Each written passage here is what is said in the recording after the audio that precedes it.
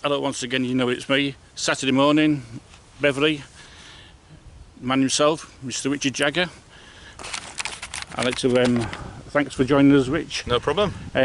Just to start to be a bit about yourself. How long have you been into football? Yeah, personally, I mean, I played, most of my life really for Beverley. Been involved for about the last 10 to 12 years. Played for them as a centre half. Before that, started off as like a 16-year-old playing for Walkington under Lee Paling. So that was a real good education, to be fair. And I followed Lee to Immingham after that, and then to Barton as well. So learnt a lot under Lee. Finished there playing at Beverley, and then when my playing days finished, I took over the academy at Beverley Town. So I did 2 or 3 years there. Then the chance to do the first team. So I've done 3 years of the first team now. Yeah. It is, because you've done very well. I mean, this season in the Umber Premier League, I mean, the last 2 seasons you finished third. Yeah. And since you're mid-table, so you have improving. But this season, do you think it's going to be a bit more difficult getting into that top 2? Yeah, I think it's going to be a competitive league this year. I think. I mean, last season we set ourselves a target of pushing on for the top 2, and although, like you say, we had a good season, we were probably a little bit disappointed that we didn't finish higher than third. There were some matches that you lost that you could have won. Yeah, we're just a bit inconsistent, I think, and also we conceded a lot of late goals, which was disappointing. You know, there's a lot of games where, if they'd have finished 5 minutes earlier, the result would have been different. But you got to learn from that. We've still got a young side, so we've got to learn from that this season. It is, this season I'm really looking forward to. You got Billy Gill and all them lot. Yeah. West Ham's got more chances, but to break into that top 2, Pocklington, and I think maybe you could do it this year. Yeah, I mean, one thing we've got a settled team. So, the lads have been together for about 3 or 4 years now. So, when we first took over, we were a little bit green, we were a little bit naive, and we're hoping that season on season that improves a little bit. So, we're quietly confident for this season, but we know it's going to be tough. Yeah. So you got new signings Monday, or yeah, I think we've got 3 or 4 coming in. Obviously, we can't put pen to paper on them yet. So there's no point me naming names. 1 or 2 probably going out the door, and 3 or 4 coming in. So, but the nucleus of the squad is still there. So yeah, really pleased with that. This was your home ground at one time, wasn't it, Longcroft?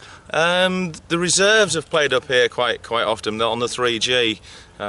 We've always, when we were away from Norwood, we played at Hutton Cranswick. It's a nice pitch up there, yeah. So, but thankfully we're back at Norwood now. So. I remember Watson. So does Neil Windsor. When you played Hull United last year, they didn't have an accent. I'll never know. But that's another story. Going back to your home ground there, you were getting a 54-seater. Is that ready for the new season, or is it still in progress? I think from what I'm told is that'll be fitted, that'll be all up and running by the 8th of August. So we've got a meeting on Wednesday just to decide what we're doing with regards to grand opening and stuff like that. We're hoping to have a match against the Hull City Legends and have make a bit of a day of it. So we're really grateful for the Usher family, who have been instrumental as well in helping fund the stand as well. So that's going to be a great occasion. I don't know if you watched my videos, but I don't know if you saw the interview with Chris Spinks. Yes. His most memorable match. Yeah. That start the. Yeah, they battered us. Yeah. You must have been disappointed, because you go up to the quarter-finals in the Fish and Chip Cup, the League Cup there. Yeah. Lost to Hull United, unfortunately. Yeah. And then that was an East Riding Cup, wasn't it? It was, yeah. I think it was a big occasion for us. I think there was about over 100 fans there, and I think the lads, it just got to them a little bit. And I mean, after that, I think we had 9 consecutive home games, and we went unbeaten at Norwood. So it was disappointing, for the day. But they deserved to win the game. So maybe this year we can go a bit further in the cups, maybe.